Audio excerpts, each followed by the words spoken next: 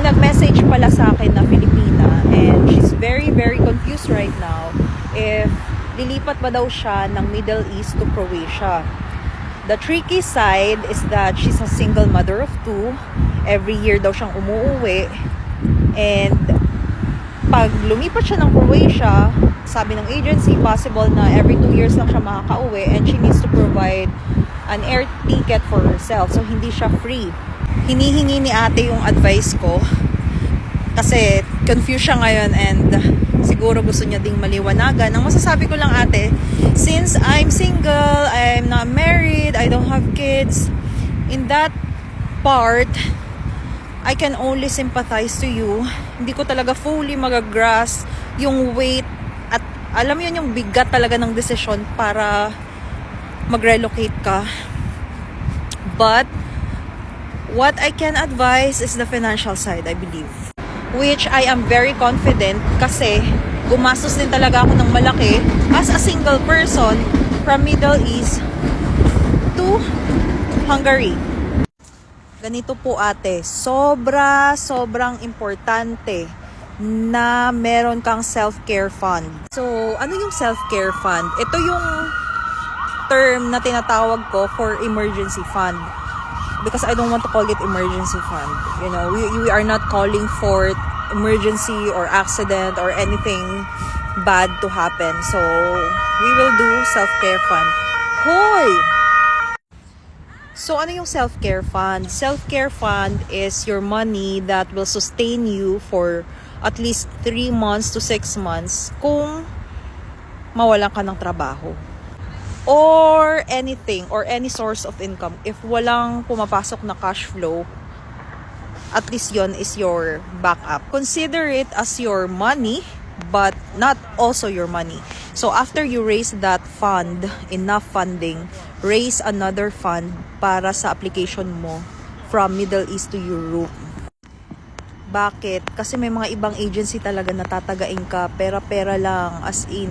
And also, if you can find an agency na legit and hindi naman ganun kamahal yung payment, it will be very helpful.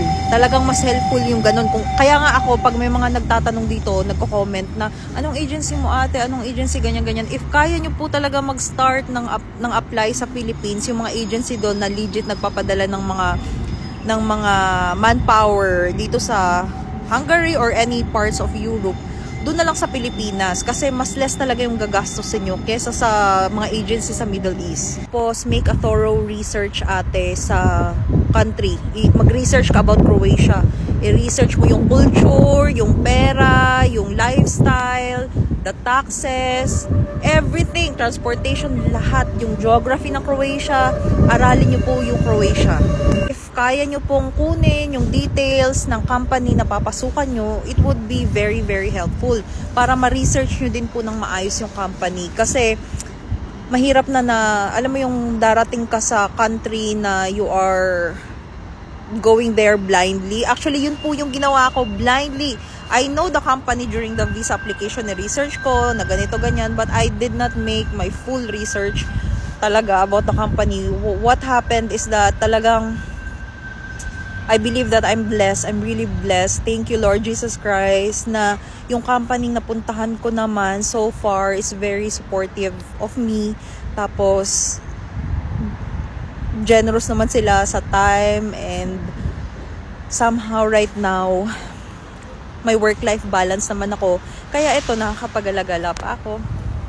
Ayan, nakakapag-alagala. Ba, amazing. So to clarify, I did not start strong. In the company, I did not start like happy, super happy. May mga things din talaga na kailangan ayusin.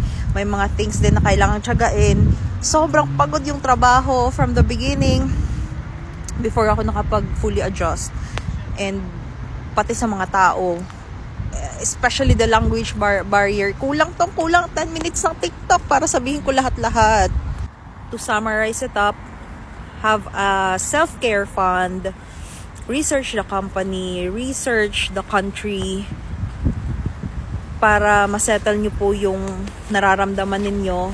Huwag magpadalos-dalos ng moves. Huwag magpadala sa emotions, and above all things, pray without ceasing.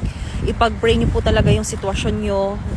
Let's make this year as a year that Jesus Christ will be the center of our decisions and our moves. Because I believe na once na pinag-pray mo talaga yung situation mo, whatever will happen, kahit ano pa man yung pagdadaanan natin or ma-encounter natin during the journey of application, or let's say talaga nakapag-decide na kayo na makakapunta na kayo ng Croatia or Croatia na talaga, kahit gano'n pa ka challenging yung situation doon, everything will be okay. I really believe that. Yun po.